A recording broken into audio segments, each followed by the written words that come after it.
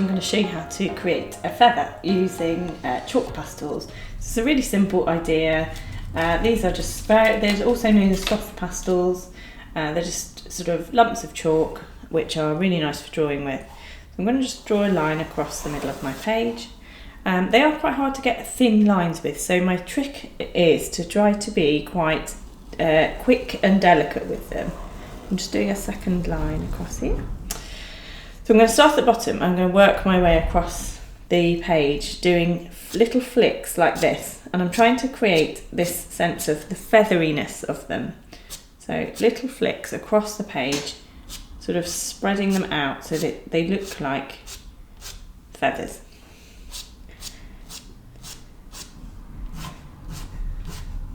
And I'm just sort of roughly following a shape, so they're going to kind of come out and then they're going to go in and taper at the top.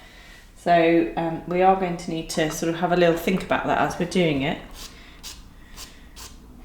And as I go along, I'm going to change colour. So I'm going to go from a light green into a darker green. But to make them change colour, I want to sort of overlap the colours slightly so that they have a transition period of blending from one into the next. And these ones are going to come out a little bit more as we go up. They're going to come out first and then they're going to go in again. So got that nice greeny colour. And then let's go into a blue colour. So I've got this lovely light blue.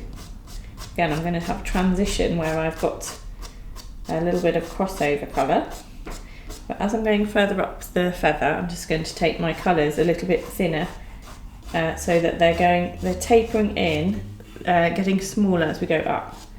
It's going to take quite a lot of layering this, so don't worry if it looks a bit bald at first, it will get there. Just need to take your time on it. So let's go up into a darker blue this time. So we're going to make sure, see how quick I'm going with it, quick flick to get those nice little thin marks. If you've got square chalks, you could always use them on the corners. That's quite a good way of making them make the thin marks that you want. So I'm going a little bit smaller, a little bit thinner as I go up. Let's go into a purple. It's quite a dark purple, this one. As we get up to the top, I'm rotating my chalks a little bit round so I still get that nice thin mark, because otherwise you end up getting a sort of quite worn out bit of chalk. So rotate them as you go to create that sort of, get that nice sharpness. Okay, so that's quite a sweet little drawing so far, but I want to go back and fill in and neaten it up a little bit because it's a bit bare in some places. So you can also as well just use your finger just to rub into the middle here.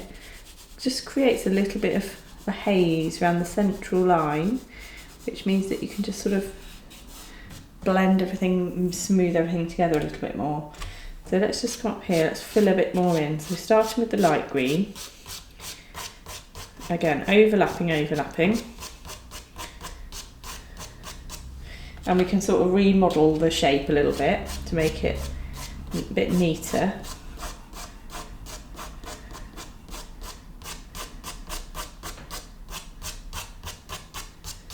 A bit more dense in colour.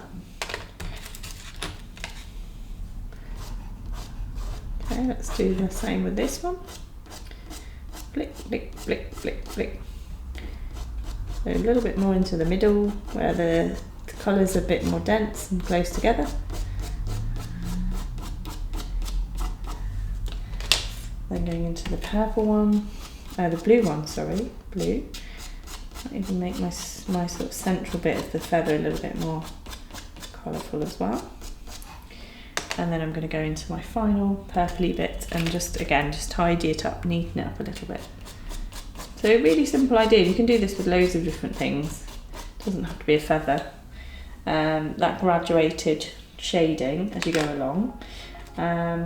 So very simple idea. Have a little look, have a show on the Facebook club if you've done it and want to show us what you've done.